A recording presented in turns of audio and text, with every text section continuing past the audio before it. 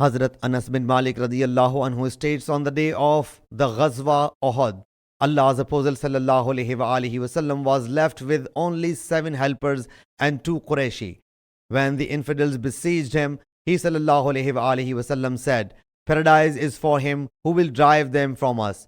Or he sallallahu alaihi wasallam said, "He will enjoy my company in paradise." Whereupon one of the helpers moved ahead and fought until he got martyred. The infidels encircled him again. He sallallahu alaihi wasallam said, "Paradise is for him who will turn them away from me." Or he sallallahu alaihi wasallam said, "He will enjoy my company in paradise." Whereupon another helper moved ahead and fought until he also got martyred. It continued until all those 7 helpers got martyred.